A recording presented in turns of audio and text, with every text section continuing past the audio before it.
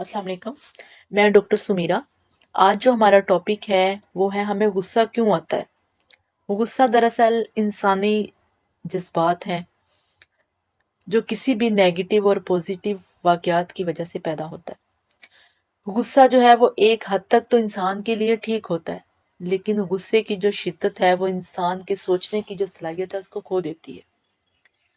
हम बहुत जल्दी गुस्से में आ जाते हैं। गुस्से में जब हम बहुत जल्दी गुस्से में आते हैं तो हम बहुत जल्दी जज्बाती हो जाते हैं। गुस्सा जो है वो दरअसल हमारे जो ख्यालात है उसका साया होता है, जिसको हम जज्बात कहते हैं। हम अपने जज्बात को कंट्रोल नहीं कर सकते, लेकिन अपने ख्यालात को तो कंट्रोल कर सकते हैं। गुस्सा ऐसी कैफियत है जो हमारी मर्जी के खिलाफ हमारे ऊपर हैवी हो जाता है। फॉर एग्जाम्पल, आप किसी इंसान से अगर पूछते हैं कि क्या आपको गुस्से अगर आपको गुस्सा करने से सुकून मिलता है, तो वो कहेगा नहीं। फिर आप उस इंसान से पूछते हैं कि आपका दिल चाहता है कि आपको गुस्सा आए, वो कहेगा नहीं। तो फिर आप उस इंसान से पूछते हैं कि जब आप किसी इंसान का कोई नुकसान कर देते हैं तो क्या आपको उस अगले बंदे का नुकसान करके आपको सुकून मिलता है, तो वो कहेगा नहीं।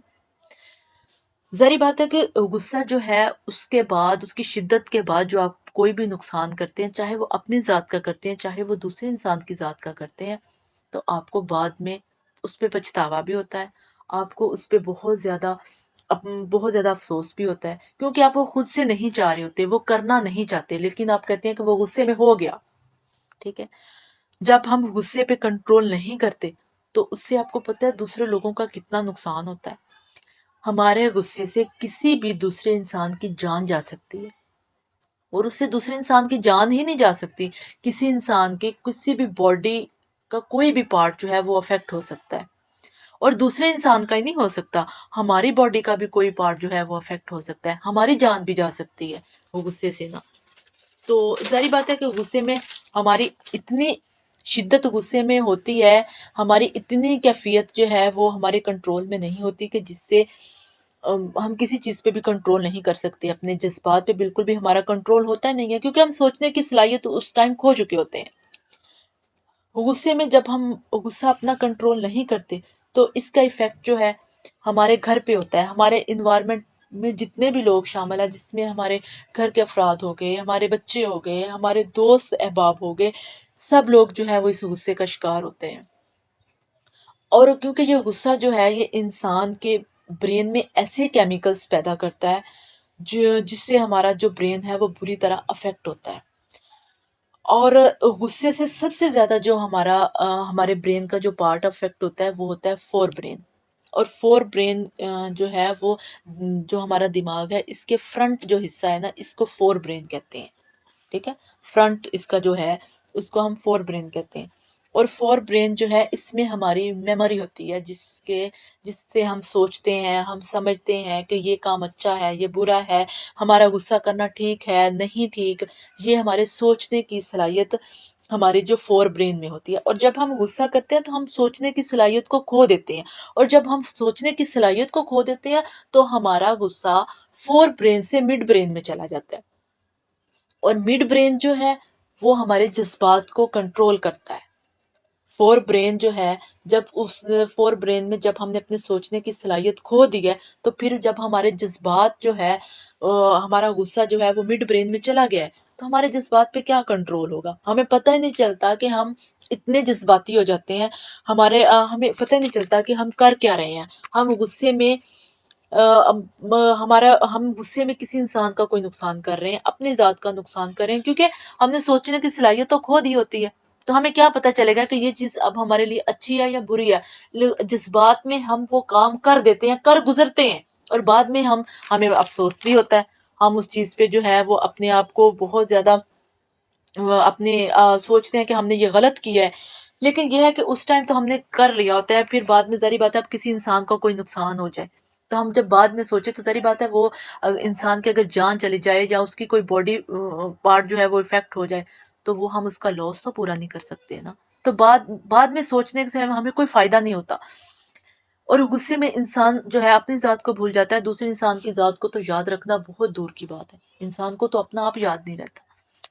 اس لیے غصے پہ تھوڑا سا ہمیں کنٹرول کرنا جو ہے آنا چاہیے. اور ٹھیک ہے ہم اپنے جذبات پہ کنٹرول نہیں کر سکتے لیکن ہم اپنے خیالات پہ تو کنٹرول کر سکتے ہیں نا. فار ایگزامپل ہم روڈ پہ جا رہے ہیں، کسی بھی انسان کے ساتھ، کسی بھی بندے کے ساتھ ہمارا جو ہے وہ ایکسیڈنٹ ہو جاتا ہے، تو ہم کیا کرتے ہیں کہ ہم اتنے جذباتی ہو جاتے ہیں کہ ہم فوراً اس بندے کو جا کے پکڑ کے اور مارنے کی کوشش کرتے ہیں، کہ اتنے جذباتی ہوتے ہیں کہ ہم کہتے ہیں کہ ہم اس کو جان سے ہی مار دیں. لیکن ہم یہ نہیں سوچتے کہ یہ جو ہمارا لاس ہوا ہے یہ پورا ہو سکتا ہے، لیکن اگر کسی انسان کی جان چلی جائے تو وہ لاس پورا نہیں ہوگا. لیکن یہ ہم سوچتے نہیں ہیں.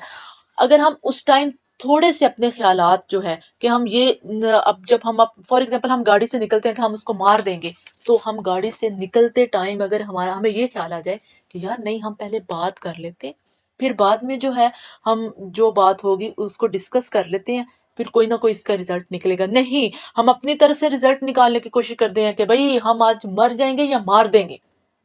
تو ظاہری بات ہے اس سے اگلے بندے کا بھی نقصان ہوگا اور ہمارا بھی نقصان ہو سکتا ہے. اب اس ٹائم ہمیں یہ بھی نہیں پتا چلتا کہ بھائی اس بندے کی جان جا سکتی ہے، ہم ساری عمر کے لیے ظاہری بات ہے جیل میں چلے جائیں گے، ہمارا پیچھے سے ہمارا گھر، اس کا اثر ہمارے گھر پہ ہوگا، ہمارے بچوں پہ ہوگا، ہمارے انوائرمنٹ پہ ہوگا، ہمیں اس چیز کا کوئی اثر نہیں ہوتا. ہم کہتے ہیں کہ بھائی جس بات میں یا مار دیں یا پھر مر جائیں. ٹھیک ہے، تو بعد میں جب ہم ہوش میں آتے ہیں، تھوڑے ہمارا غصہ کنٹرول میں آتا ہے، تو ہم کہتے ہیں اوہ یہ تو میں نے غلط کر دیا. لیکن اس ٹائم انسان کیا کر سکتا ہے؟ کچھ بھی نہیں ہو سکتا نا. جو ایک لاس آپ نے کر لیا ہے، چاہے وہ دوسرے انسان کا ہے، چاہے آپ کی اپنی ذات کا ہے، وہ تو پورا نہیں ہو سکتا نا. اور غصے سے جو ہے آپ اپنی ذات کا اتنا نقصان کر لیتے ہیں کہ غصے سے آپ کی صحت پہ افیکٹ بہت زیادہ ہوتا ہے. کیونکہ غصے میں سب سے پہلے آپ کا بی پی ہائی ہوتا ہے، اور آپ کا بی پی ہائی ہوتا ہے، آپ کی دل کی دھڑکن بہت زیادہ تیز ہو جاتی ہے، اور آپ کے پٹھوں میں بہت زیادہ کھچاؤ ہو سکتا ہے. دیکھیں غصے سے کوئی بھی آپ کا سائیڈ افیکٹ جو ہے غصے کا، وہ آپ کی باڈی پہ ہونا ہی ہوتا ہے. تو اس سائیڈ افیکٹ سے آپ کی باڈی پہ جو افیکٹ ہوگا، فار ایگزامپل آپ کا غصے سے بہت زیادہ بی پی ہائی ہو جاتا ہے. آپ کا بی پی جب ہائی ہوتا ہے تو آپ کو اٹیک ہو سکتا ہے. ٹھیک ہے، وہاں پہ آپ کو ہارٹ اٹیک ہو جائے تو آپ کی ہارٹ اٹیک سے جان جا سکتی ہے. ہارٹ اٹیک سے جو ہے آپ کی باڈی کتنا افیکٹ ہو سکتی ہے.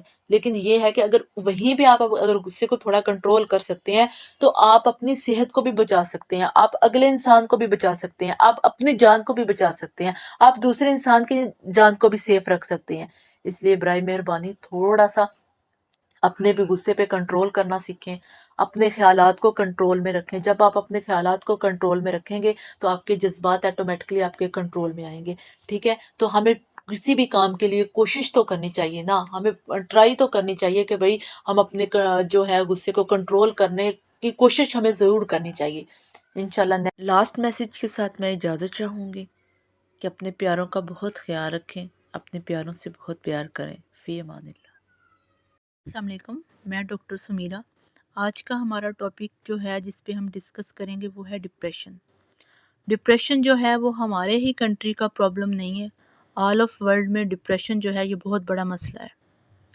کچھ ماہرین کے مطابق آئندہ سالوں میں جو ہے لوگ ذہنی بیماریاں جو ہے وہ لوگوں میں بہت زیادہ پائی جائیں گی. اگر ہم ڈپریشن کی بات کریں تو یہ عورتوں کی نسبت مردوں میں کم ڈپریشن ہوتا ہے. عورتیں ڈپریشن کا زیادہ شکار ہوتی ہیں. عورتوں میں جو ہے وہ 100 میں سے 8 to 10% ڈپریشن ہوتا ہے، اور مردوں میں 100 میں سے 4 to 5% ڈپریشن جو ہوتا ہے. اور گاؤں کی عورتوں میں ڈپریشن سٹی کی عورتوں کی نسبت زیادہ ہوتا ہے.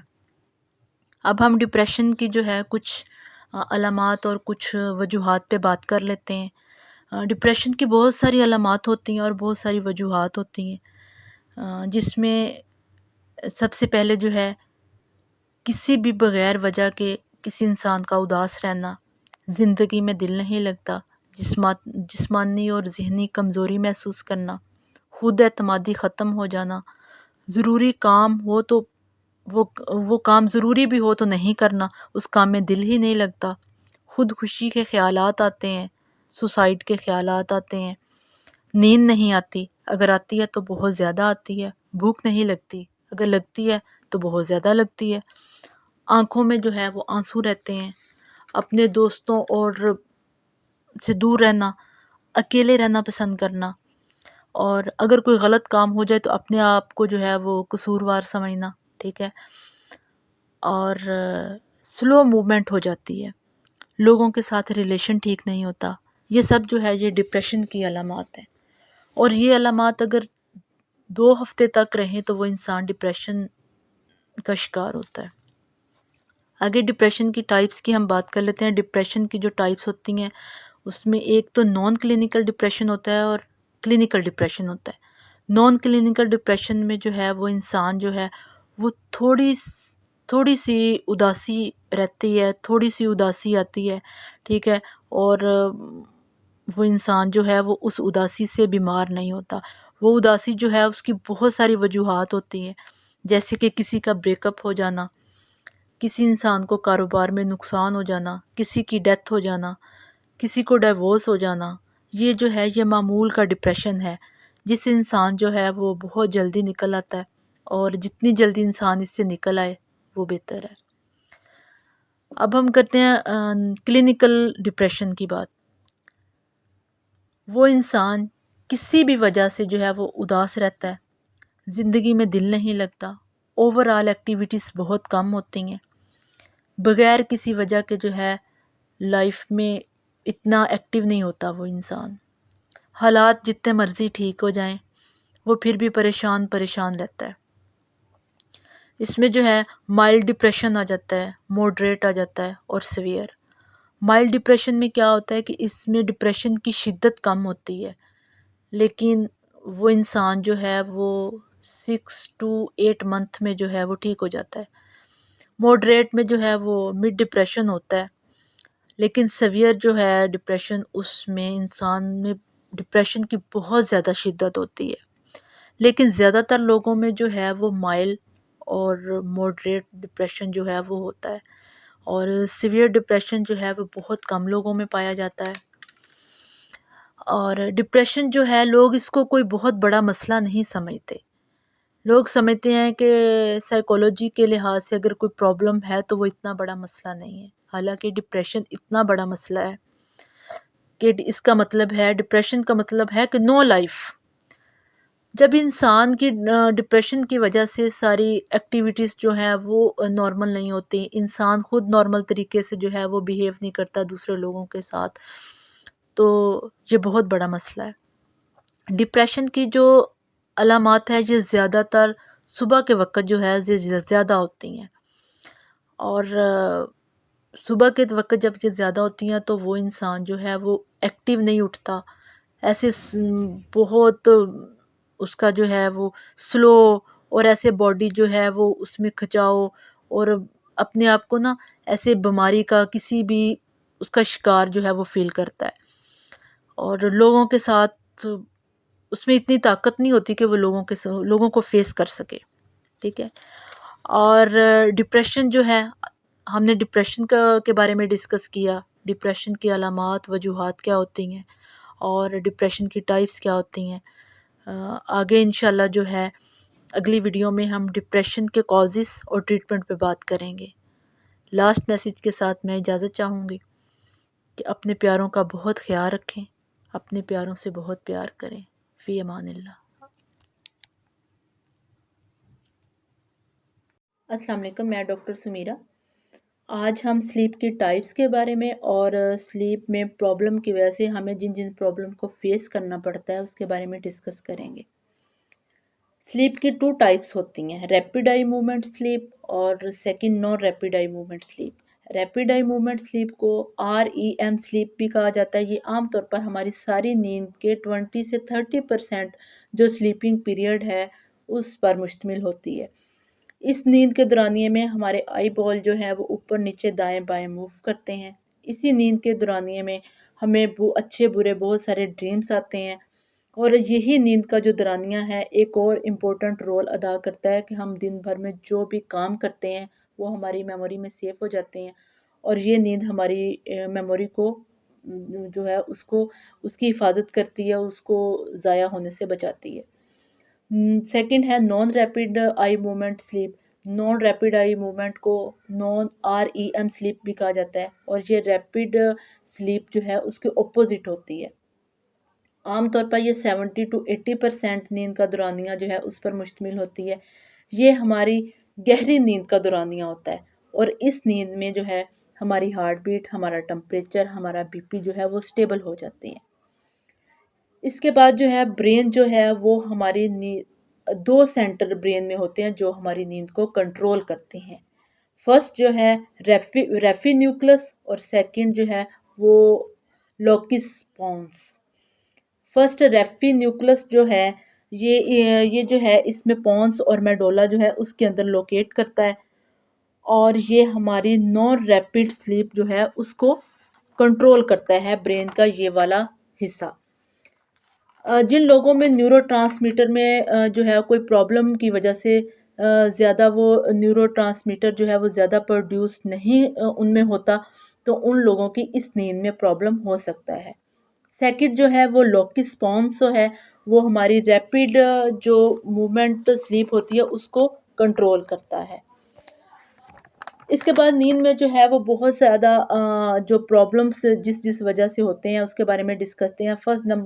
فرسٹ جو ہے وہ ہے انسومنیا۔ انسومنیا جو ہے اس میں انسان جو ہے وہ کئی ہفتوں تک، کئی سالوں تک جو ہے وہ کئی مہینوں تک سو ہی نہیں سکتا۔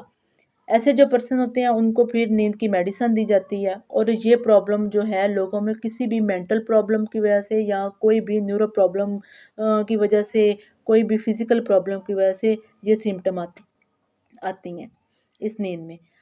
سیکنڈ ہے ہائپرسومیا۔ ہائپرسومیا میں انسان بہت زیادہ سوتا ہے۔ تھرڈ ہے نارکولیپسی۔ نارکولیپسی جو ہے اس میں اچانک نیند کا اٹیک ہوتا ہے، وہ کسی بھی جگہ پہ ہو سکتا ہے، جیسے کسی کو گاڑی چلاتے ہوئے، کلاس روم میں، کوئی بھی کام کرتے ہوئے۔ انکنٹرول سلیپ اس کو کہا جاتا ہے کہ انکنٹرولیبل اٹیک ہوتا ہے۔ تھرڈ جو ہے سلیپ ایپنیا۔ سلیپ ایپنیا میں جو ہے انسان کا سانس رک رک کے آتا ہے، اور اس کے بعد جو ہے وہ خراٹے سٹارٹ ہو جاتے ہیں۔ ففتھ پہ ہے نائٹ میئرس۔ نائٹ میئر میں انسان کو بہت زیادہ ڈریم آتے ہیں، انسان اچانک سے بڑبڑا کے اٹھتا ہے، اور یہ زیادہ پرابلم جو ہے یہ ایڈلٹس میں ہوتی ہے۔ یہ ہم نے نیند کی جو ہے ٹائپس اور اس کی پرابلم کن کن وجوہات سے ہوتی ہیں ان کے بارے میں ڈسکس کیا۔ لاسٹ میسج کے ساتھ میں اجازت چاہوں گی کہ اپنے پیاروں کا بہت خیال رکھیں، اپنے پیاروں سے بہت پیار کریں۔ فی امان اللہ۔ السلام علیکم، میں ڈاکٹر سمیرہ۔ آج ہم انزائٹی ڈس آرڈر کے بارے میں ڈسکس کریں گے، اور انزائٹی ڈس آرڈر کی جنرل سمٹم کے بارے میں ڈسکس کریں گے۔ آج کل ہمارے نوجوانوں میں، ایڈلٹس میں، بچوں میں، بزرگوں میں جو ہے وہ بہت کامن جو پرابلم ہے وہ انزائٹی کا چل رہا ہے۔ انزائٹی جو ہے یہ لوگوں میں تقریباً 16 سے 30 ایج کے جو لوگ ہیں ان میں زیادہ ہوتی ہے، اور انزائٹی انسان کے جو مائنڈ میں انزائٹی فنکشن ہے اس کا مائل کر جانا، یوں سمجھ لیں کہ اس میں ایرر آ جاتا ہے، جس سے جو ہے یہ مائنڈ افیکٹ ہوتا ہے اور انزائٹی سٹارٹ ہو جاتی ہے۔ انزائٹی ایک پریشانی اور ڈر کا نام ہے۔ اب ہم جو ہے انزائٹی کی کچھ جنرل جو ہے سمٹم ہیں ان کے بارے میں ڈسکس کر لیتے ہیں۔ جیسے کہ کسی بھی انسان کو اگر انزائٹی ہے تو اس میں کون کون سی سمٹم جو ہے نا، جنرل سمٹم کیا کیا ہو سکتی ہیں۔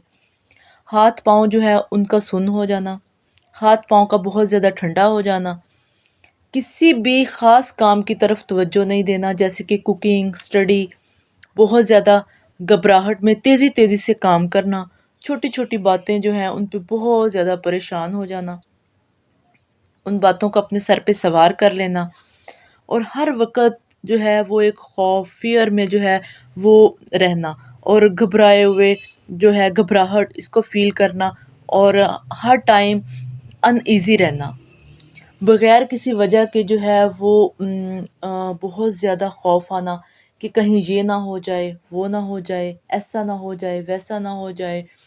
کوئی بھی کام جو ہے اس کو سٹارٹ کرنے سے پہلے جو ہے عجیب عجیب وسوسے آتے ہیں کہ پتہ نہیں میں یہ کام کروں گا، اس میں کامیاب ہوں گا یا نہیں، یعنی کہ فیوچر کی ٹینشن، ہر وقت یہ خطرہ رہنا کہ کہیں ابھی مجھے موت آ جائے گی، ابھی قیامت آ جائے گی، یعنی کہ پوری لائف جو ہے وہ پریشانی میں گزارنا۔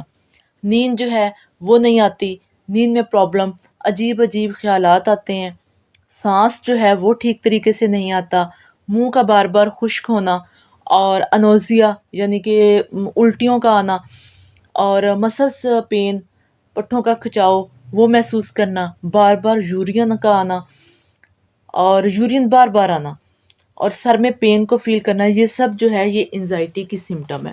آگے جو ہے ہم انزائٹی کی جو ہے وہ کچھ ٹائپس کے بارے میں بات کر لیتے ہیں۔ انزائٹی کی تقریباً جو ہے انزائٹی کی ویسے تو 6 ٹائپس ہیں، لیکن ہم جو میجر اس کی 4 ٹائپس ہیں اس پہ بات کرتے ہیں۔ سب سے پہلے ہے جنرلائز انزائٹی ڈس آرڈر، اس کے بعد ہے پینک ڈس آرڈر، اس کے بعد ہے سوشل انزائٹی ڈس آرڈر، اور اس کے بعد ہے اسپیسیفک فوبیاز۔ سب سے پہلے جو ہے وہ ہے جنرلائز انزائٹی ڈس آرڈر۔ اس میں انسان جو ہے وہ چھوٹی چھوٹی باتوں پہ بہت زیادہ پریشانی فیل کرتا ہے۔ چھوٹی چھوٹی باتیں جو ہیں وہ بغیر وجوہات کی ہوتی ہیں، چھوٹی چھوٹی باتیں ان کو اپنے سر پہ سوار کر لیتا ہے، ساری رات ان کے بارے میں سوچتا رہتا ہے، سارا دن ان کے بارے میں سوچتا رہتا ہے، جس کی وجہ سے پورا دن بھی ان کا جو ہے وہ بہت زیادہ ٹینشن میں گزرتا ہے، پوری رات بھی وہ بہت زیادہ ٹینشن میں گزرتی ہے، پورا دن بھی ڈسٹرب رہتے ہیں، پوری رات بھی نیند نہیں آتی اور ڈسٹرب رہتے ہیں۔ آگے ہم ذکر کرتے ہیں پینک ڈس آرڈر کا۔ پینک ڈس آرڈر جو ہے یہ انزائٹی کی جو ہے بہت سیویئر جو ہے ٹائپ ہے۔ اس میں جو ہے انسان کو بہت زیادہ خوف آتا ہے، اور اس میں انسان کو پینک اٹیک آتا ہے، اور جیسے کہ کسی کو موت کا خوف ہو سکتا ہے، اور اس کو موت سے بہت زیادہ خوف ہے، فیئر ہے، جیسے کہ اس فیئر سے انسان کے سینے میں دباؤ سا فیل ہوتا ہے، ہارٹ بیٹ بہت زیادہ تیز ہو جاتی ہے، چیسٹ پرابلم شروع ہو جاتا ہے، لوگ یہ سمجھتے ہیں کہ شاید ہمیں ہارٹ اٹیک جو ہے وہ ہو رہا ہے۔ لوگ جو ہے وہ ای سی جی کرواتے ہیں، ایکو کرواتے ہیں، اور ڈفرینٹ جو ہارٹ کے ٹیسٹ ہیں وہ کرواتے ہیں، لیکن ہارٹ کا پرابلم ہے وہ نہیں ہوتا۔ جب وہ اس چیز سے جو ہے ان کو پتہ چل جاتا ہے کہ ہمیں ہارٹ پرابلم نہیں ہے، تو پھر جو ہے انزائٹی کی جو ہے وہ دراصل وہ ہارٹ کا پرابلم نہیں ہوتا، وہ انزائٹی کی جو ہے وہ علامات ہوتی ہے۔ انزائٹی کی وجہ سے جو پینک اٹیک ہوتا ہے اس کی جو سمٹم ہے وہ بالکل ہارٹ اٹیک جو ہے اس کی طرح ہی ہے، ٹھیک ہے؟ تو لوگ موسٹلی یہی سمجھتے ہیں کہ ہمیں ہارٹ اٹیک ہو رہا ہے۔ آگے ہم ذکر کرتے ہیں سوشل انزائٹی ڈس آرڈر۔ سوشل انزائٹی ڈس آرڈر میں سوسائٹی میں جس بھی سوسائٹی میں انسان رہتا ہے اس میں بہت زیادہ وہ خوف فیل کرتا ہے، یعنی کہ اس کو سوشل فوبیا ہوتا ہے، بہت زیادہ خوف فیل کرتا ہے، سوشل فوبیا اس کو ہوتا ہے۔ وہ بہت زیادہ لوگوں میں جو جانے میں بہت زیادہ گھبراہٹ فیل کرتا ہے، لوگوں کے سامنے جو ہے وہ جانے سے بہت زیادہ کتراتا ہے، لوگوں سے جو ہے وہ اوائڈ کرتا ہے، اور ہر ٹائم نیگیٹو سوچ اس کے مائنڈ میں آتی ہے کہ لوگ مجھے کیا کہیں گے، میں یہ کھاؤں گا لوگوں کے سامنے لوگ کیا کہیں گے، میں ایسا پہنوں گا لوگ کیا کہیں گے، میں کچھ بھی یعنی کہ وہ کسی بھی چیز کوئی بھی کام کچھ بھی کرتا ہے تو اس میں لوگوں کو انوالو کرتا ہے کہ لوگ کیا کہیں گے، ٹھیک ہے؟ اور جس سے وہ بہت زیادہ گھبرا جاتا ہے، لوگوں سے بات کرنے سے اوائڈ کرتا ہے، کسی بھی کراؤڈ میں جانے سے بہت زیادہ اوائڈ کرتا ہے، اگر جاتا ہے تو وہاں پہ اسے بہت زیادہ ٹھنڈے پسینے، ہاتھ پاؤں کا سن ہو جانا، ٹھیک ہے، گھبراہٹ کو بہت زیادہ فیل کرتا ہے لوگوں میں۔ تو یہ جو ہے سوشل ڈس آرڈر جو ہے اس میں جو ہے اس کی جو ہے وہ کچھ سمٹم ہے۔ آگے ہے اسپیسیفک فوبیاز۔ اسپیسیفک فوبیاز جو ہے اس میں جو ہے فیئر جو ہے وہ ایک خاص جگہ کا ہو سکتا ہے، ٹھیک ہے، انٹینس کسی خاص جگہ کا خوف ہونا، کسی بند پلیس جو ہے وہاں پہ بہت زیادہ خوف فیل کرنا، جیسے کہ ایک روم ہے، اس کے جو ڈور ہے وہ آپ بند کر دیں، اس کے ونڈو بند کر دیں، تو وہ جو انزائٹی کا پیشنٹ ہے وہ بہت زیادہ خوف فیل کرے گا، اسے ایسے محسوس ہوگا کہ مجھے ابھی موت آ جائے گی، ٹھنڈے پسینے آئیں گی، ہارٹ بیٹ بہت زیادہ تیز ہو جاتی ہے، اور ہارٹ والی سائڈ پہ بہت زیادہ دباؤ فیل کرنا شروع کر دیتا ہے، تو جس سے جو ہے اسے ایسے لگتا ہے کہ جیسے مجھے ابھی اٹیک ہو جائے گا۔ اسے ہارٹ اٹیک نہیں ہوتا، وہ پینک اٹیک ہو رہا ہوتا ہے۔ اور انزائٹی ڈس آرڈر کے کازز اور ٹریٹمنٹ پہ بات کریں گے۔ اپنے پیاروں کا بہت زیادہ خیال رکھیں، اپنے پیاروں سے بہت زیادہ پیار کریں۔ فی امان اللہ۔ السلام علیکم، میں ڈاکٹر سمیرہ۔ اب ہم انزائٹی کے جو کازز اور ٹریٹمنٹ پہ بات کریں گے۔ اس میں جینیٹک فیکٹر بھی ہو سکتا ہے، برین کیمسٹری، انوائرمنٹل فیکٹر بھی ہو سکتا ہے، اور سیفٹی سیکنگ بیہیویئر انزائٹی بھی۔ سب سے پہلے ہم بات کرتے ہیں جینیٹک فیکٹر کی۔ یہ فیملی میں کسی بھی انسان کو انزائٹی ہو سکتی ہے۔ فار ایگزامپل آپ کے پیرنٹس میں کسی کو انزائٹی ہے تو اس سے باقی جو فیملی ممبرس ہیں ان میں بھی انزائٹی کے امکانات جو ہے وہ بڑھ جاتے ہیں۔ یہ ہے برین، یعنی کہ برین کیمسٹری۔ برین کا وہ حصہ جو فیئر کو یعنی خوف کو کنٹرول کرتا ہے، وری کو کنٹرول کرتا ہے، وہ ڈسٹرب ہو جاتا ہے، جس کی وجہ سے جو ہے خوف، جو فیئر ہے وہ بہت زیادہ بڑھ جاتا ہے۔ اور جیسے کہ سروٹونین نیورو ٹرانسمیٹر، اس کا اہم رول ہے، جو بہت جو نیورو ٹرانسمیٹر ہے وہ بہت زیادہ ریلیز ہو جاتا ہے، ریپروٹیکٹ نہیں ہوتا، جس کے پرابلم کی وجہ سے انزائٹی ہو جاتی ہے۔ کوئی بھی سٹریس جو ہے وہ ہو سکتا ہے، سوسائٹی کا دباؤ، فار ایگزامپل بریک اپ کسی کا ہو گیا کسی بیماری کی وجہ سے، جاب سٹریس ہو سکتا ہے، کوئی بزنس سٹریس ہو سکتا ہے، اور کسی بھی ڈرگس کا مس یوز ہو سکتا ہے، میڈیکل ایشو جو ہے بہت سارے ہیں، اس کی وجہ سے بھی انزائٹی ہو سکتی ہے، جیسے کہ کسی کو ہارٹ پرابلم ہے، کڈنی پرابلم ہے، لنگس پرابلم ہے، ان بیماریوں کے خوف کی وجہ سے بھی انزائٹی ہو سکتی ہے۔ کسی انسان کا جو ہے وہ فار ایگزامپل آپریٹ ہوا ہے، اس کی سرجری ہوئی ہے، تو سرجری میں جو ہم مورفین انجیکشن استعمال کرتے ہیں، اس کے یوز سے بھی انزائٹی ہو سکتی ہے۔ آگے ہم بات کریں گے انوائرمنٹل جو فیکٹر ہیں۔ انوائرمنٹل فیکٹر جو ہے اس کے اندر جو ہے ڈے ٹو ڈے ایسے واقعات ہماری لائف میں ہوتے ہیں، جیسے کہ فیملی میں کسی بھی انسان کی ہارٹ اٹیک سے ڈیتھ ہو گئی ہے، فیملی کے جو انزائٹی کا پیشنٹ ہے اس میں خوف بیٹھ جاتا ہے۔ انزائٹی کی جو سمٹم ہے بعض اوقات وہ خود انزائٹی کو بڑھا دیتی ہے۔ اٹیک جو ہے اس کا اگر کسی انسان کو خوف آتا ہے تو وہ اس کو بار بار یہی فیل ہوگا کہ میری ابھی ڈیتھ ہو جائے گی، ٹھیک ہے، اس خوف سے جو ہے اس کی ہارٹ بیٹ بہت زیادہ تیز ہو جاتی ہے۔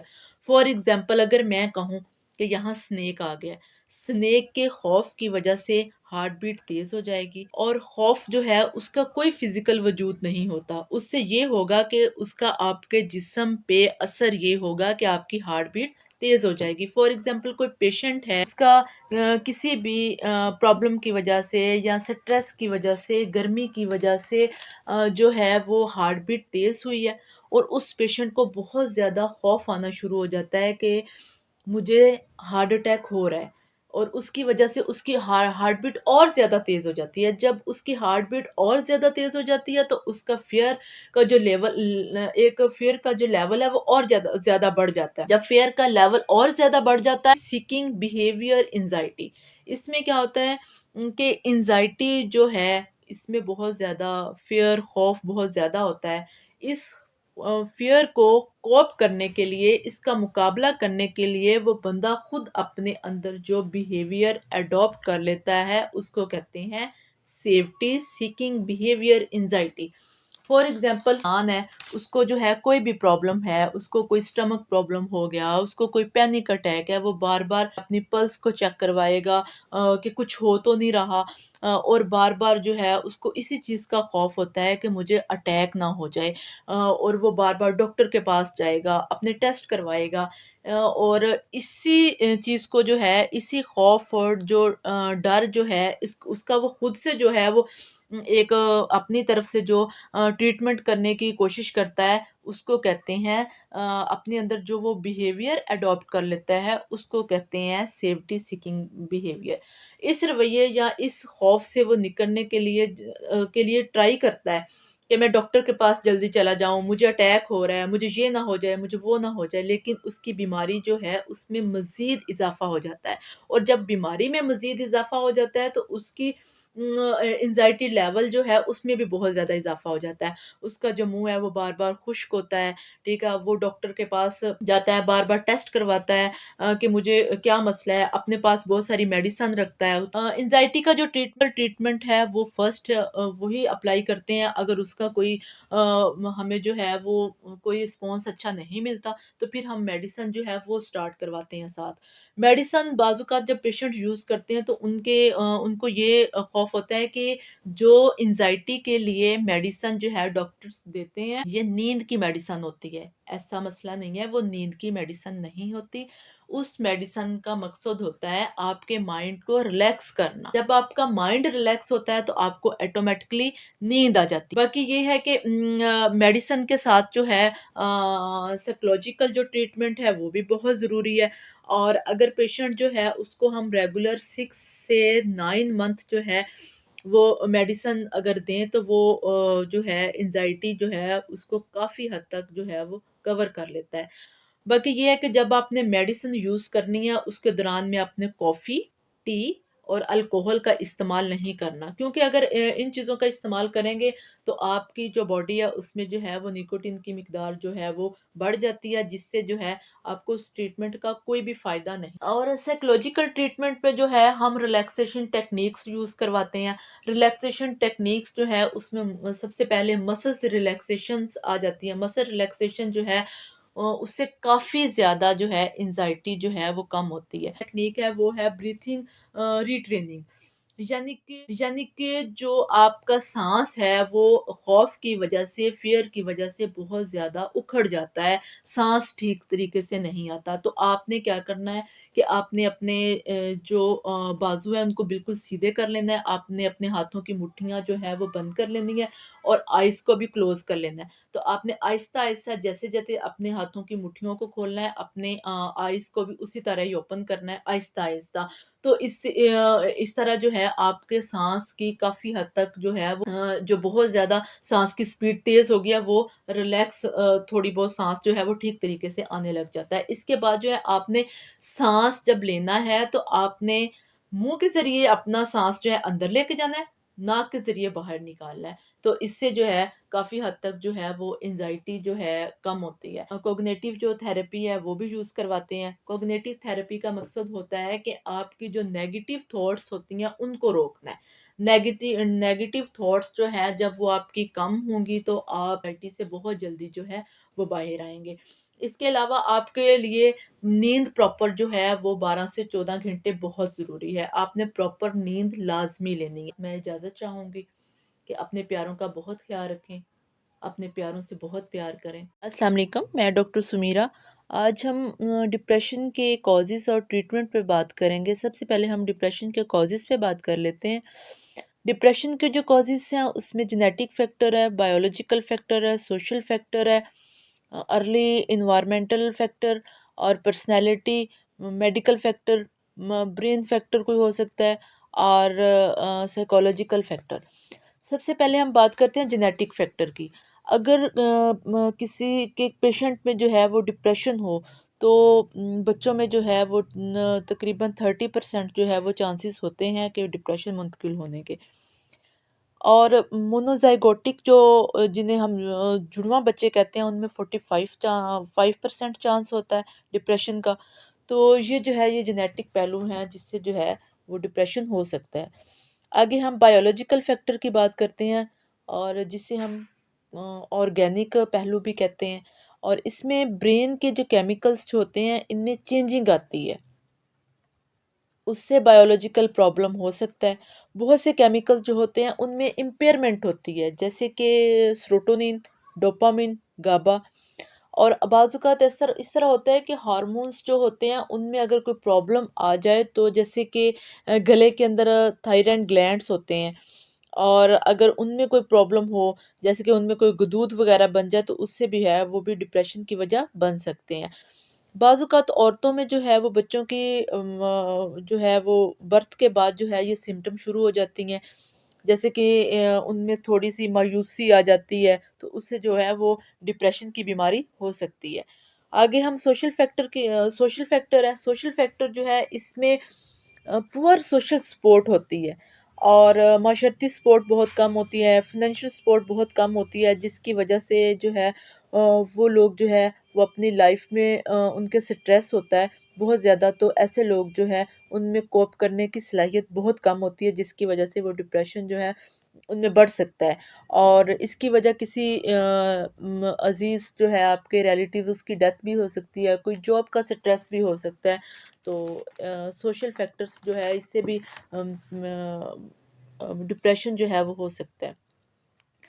آگے ہم بات کر لیتے ہیں ارلی انوائرمنٹ۔ ارلی انوائرمنٹ جو ہوتا ہے اس میں جو بچے ہیں ان کو پیرنٹس جو ہیں وہ نظر انداز کرتے ہیں، بچوں کی طرف اتنی ان کی توجہ نہیں ہوتی، اور نان کیئرنگ جو ہے وہ ایٹیٹیوڈ ہوتا ہے بچوں کے ساتھ والدین کا، اور اس کے علاوہ اوور پروٹیکٹ کرتے اپنے بچوں کو، ان کو کوئی کام نہیں کرنے دیتے، جس کی وجہ سے جو ہے بچوں میں ڈپریشن کی وجہ بن سکتی ہے۔ اس کے علاوہ جو ہے بچے جو ہے چائلڈہڈ ایبیوز، جس میں emotional abuse, physical abuse, sexual abuse جو ہے وہ بچوں میں کسی کے ساتھ ہو تو اس میں جو ہے اگر یہ پرابلم اگر بچوں میں ہو تو اس سے جو ہے وہ ڈپریشن جو ہے وہ اچانک بچوں میں بڑھ سکتا ہے۔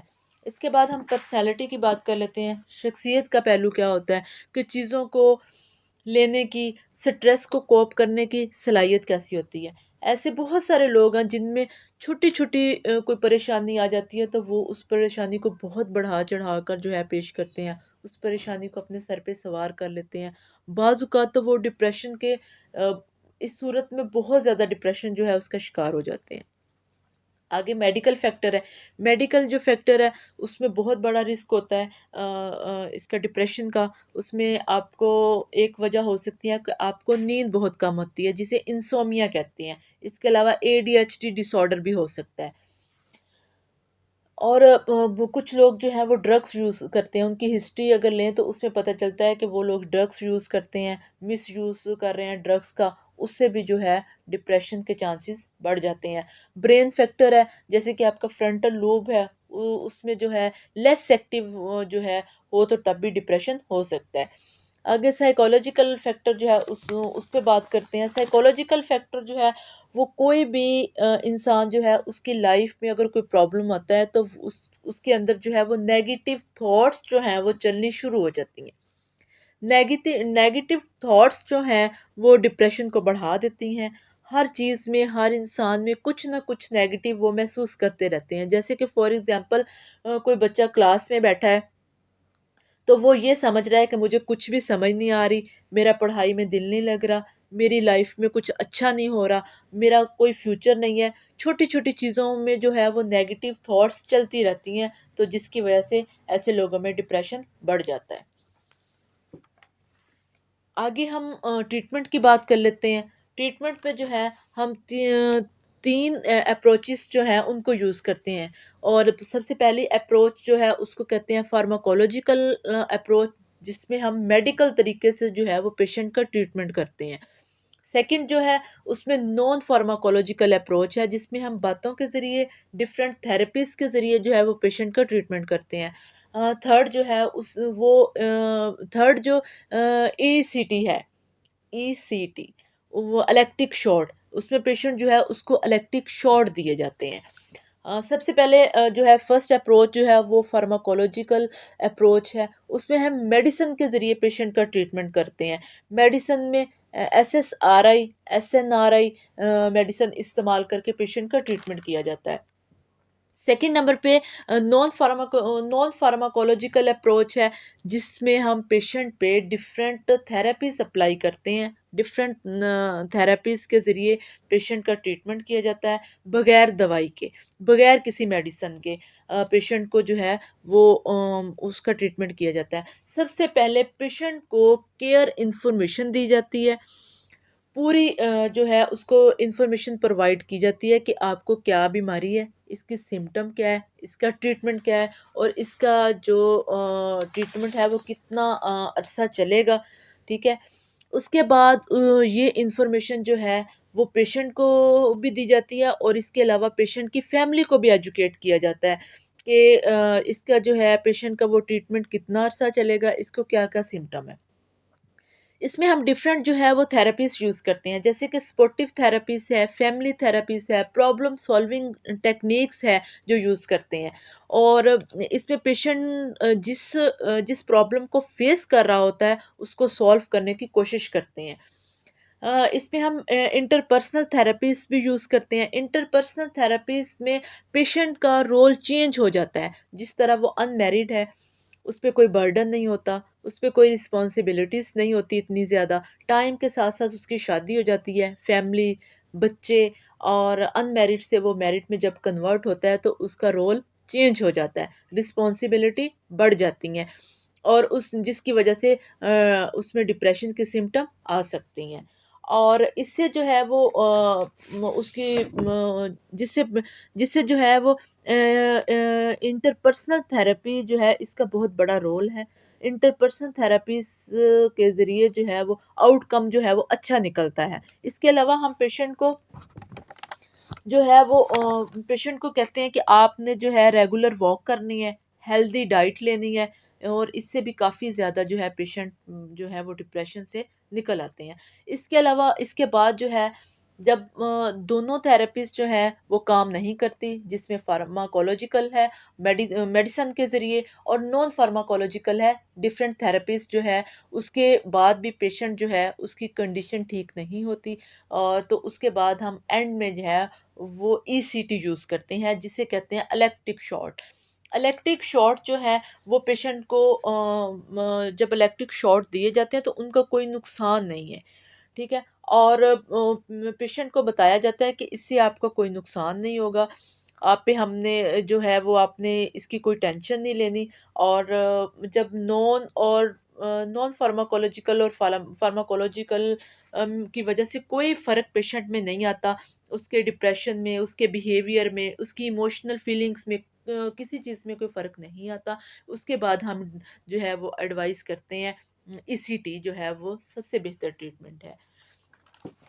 اس کے بعد جو ہے اس میں مائل، موڈریٹ اور سیویئر جو ہے وہ کنڈیشن ہوتی ہے. مائل اور موڈریٹ جو ہے اس میں ہم نان فارماکولوجیکل اور فارماکولوجیکل ٹریٹمنٹ جو ہے اس کو یوز کرتے ہیں. یہ دونوں اپروچز جو ہے اس کے یوز سے جو ہے پیشنٹ کو بہتر کیا جا سکتا ہے.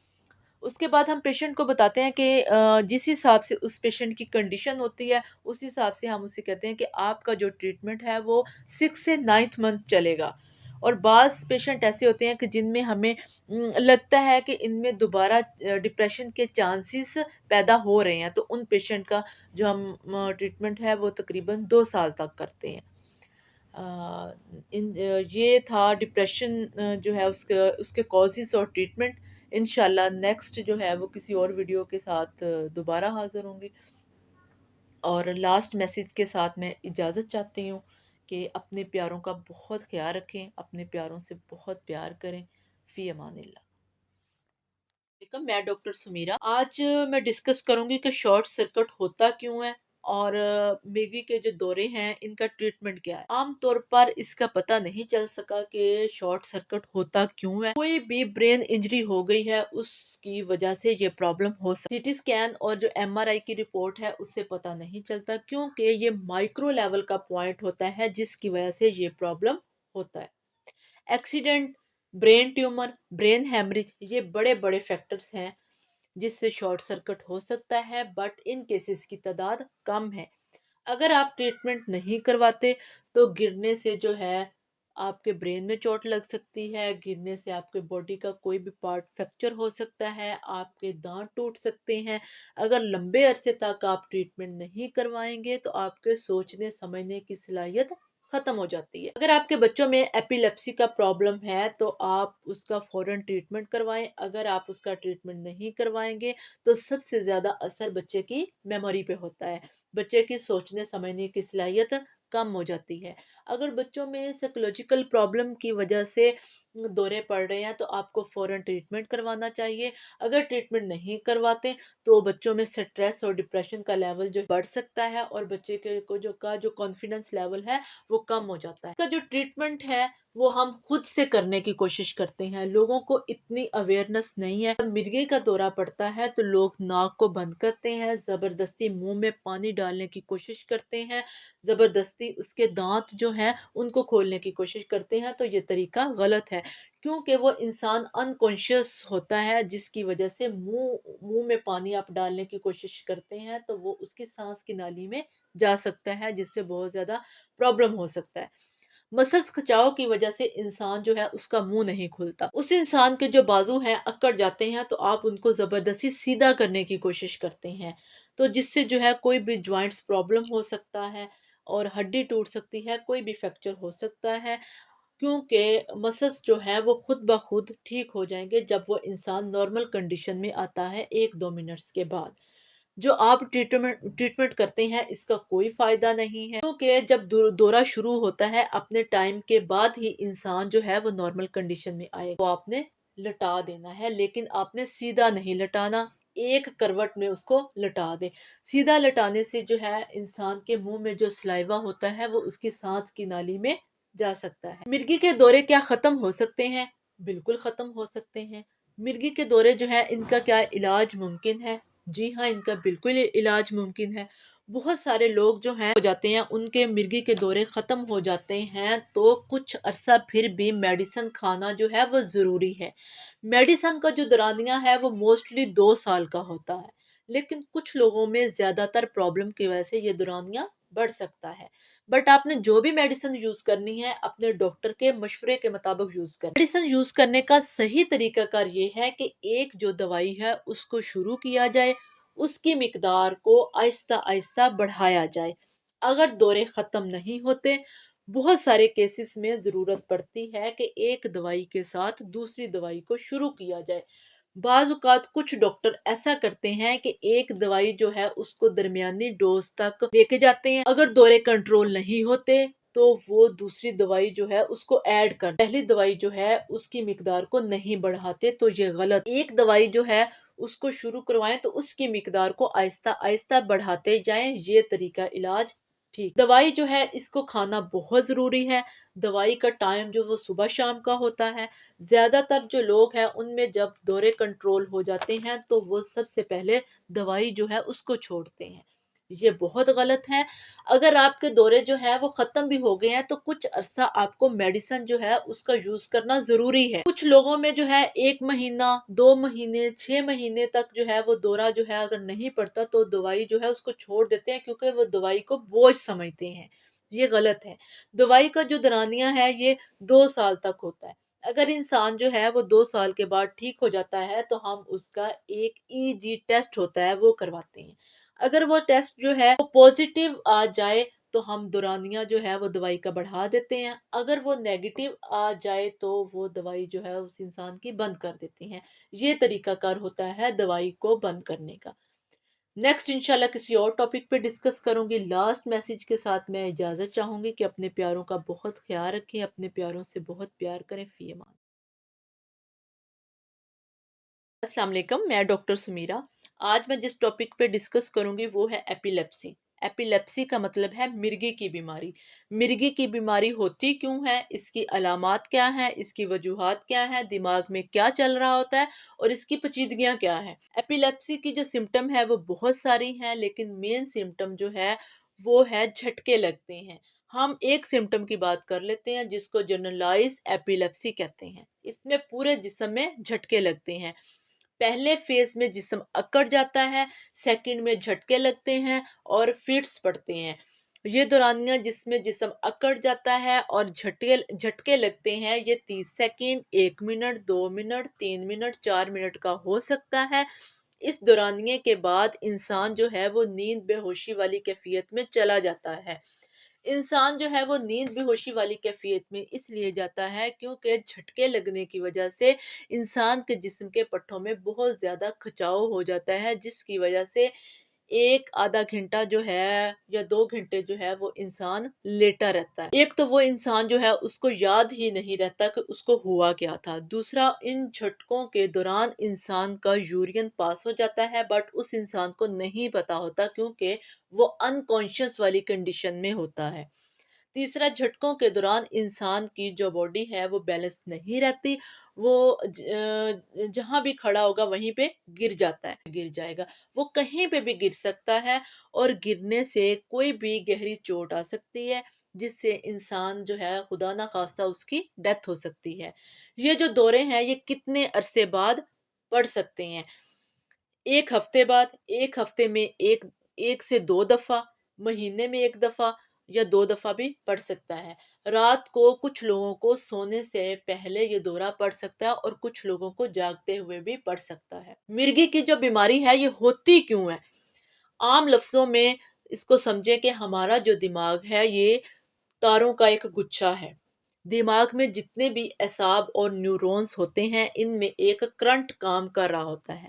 کرنٹ میں اگر کوئی پرابلم آ جائے تو ہماری جو تاروں کا گچھا ہے اس میں کوئی بھی شارٹ سرکٹ ہو سکتا ہے، اور جب شارٹ سرکٹ ہوتا ہے تو کرنٹ جو ہے وہ پورے دماغ میں پھیل جائے گا۔ شارٹ سرکٹ جو ہے وہ دماغ کے کسی بھی حصے میں ہو سکتا ہے، لیکن کرنٹ جو ہے وہ پورے دماغ میں پھیلے گا۔ جب کرنٹ جو ہے وہ پورے دماغ میں پھیلے گا تو ہمارے جتنے بھی نیورونز ہیں ان کی جو ایکٹیویٹیز ہیں وہ بڑھ جاتی ہے، اور جسم کے حرکت کرنے والے نیورونز میں جب یہ کرنٹ جائے گا تو جسم اکڑ جائے گا اور جھٹکے لگتے ہیں۔ اس ٹائم انسان کے جو سینسر ہیں وہ کام نہیں کرتے، کیونکہ کرنٹ جو ہے وہ پورے دماغ میں پھیل جاتا ہے، اور کرنٹ دماغ کے فنکشن ہے وہ ٹرین فیز میں چلے جاتے ہیں۔ یہ کیفیت زیادہ دیر تک نہیں رہتی، تھوڑی دیر تک ہوتی ہے۔ قدرت کی طرف سے جو ہے وہ دماغ کا میکانزم جو ہے وہ اسی طرح ہی بنا ہوا ہے۔ اگر کرنٹ جو ہے وہ زیادہ دیر کے لیے برقرار رہے تو اس سے جو ہے انسان کو سانس نہیں آتا، جس سے کوئی بھی نقصان ہو سکتا ہے۔ لیکن جیسے ہی کرنٹ جو ہے وہ ختم ہوگا اور تو انسان جو ہے وہ نارمل کیفیت میں آ جاتا ہے۔ نیکسٹ انشاءاللہ ہم ڈسکس کریں گے کہ جو شارٹ سرکٹ ہے یہ کیوں ہوتا ہے، اور جو مرگی کی بیماری ہے اس کا ٹریٹمنٹ کیا ہے۔ لاسٹ میسج کے ساتھ میں اجازت چاہوں گی کہ اپنے پیاروں کا بہت خیال رکھیں، اپنے پیاروں سے بہت پیار کریں۔ فی امان اللہ۔ السلام علیکم، میں ڈاکٹر سمیرہ۔ آج ہم سلیپ ڈس آرڈر کے بارے میں ڈسکس کریں گے کہ نیند جو وہ ہے وہ ہماری باڈی اور مائنڈ اس کے لیے کتنی ضروری ہے۔ اگر ہماری نیند ڈسٹرب ہو جائے تو اس سے ہماری باڈی جو ہے جب وہ افیکٹ ہوتی ہے تو اس سے ہمارا بی پی، ہماری ہارٹ بیٹ اور ہمارے مسلس میں پرابلم ہو سکتا ہے۔ اگر سلیپ جو ہے اس کی وجہ سے ہمارا مائنڈ جو ہے وہ افیکٹ ہو تو اس سے جو ہے ہم بہت زیادہ مینٹلی پرابلم جو ہے ان کا شکار ہو سکتے ہیں، جیسے کہ انزائٹی، سٹریس اور ڈپریشن۔ نیند ہے کیا؟ نیند جو ہے ہمارے مائنڈ اور باڈی کی ریسٹ کے لیے بہت زیادہ ضروری ہے۔ جب ہماری آنکھیں بند ہوتی ہیں ہم مکمل اور نامکمل طور پر جو ہے وہ ہوش سے بیگانے ہو جاتے ہیں۔ ہر انسان جو ہے اس کا جو سلیپ سائیکل جو ہوتا ہے ڈفرینٹ ایج کے ساتھ ڈفرینٹ ہوتا ہے۔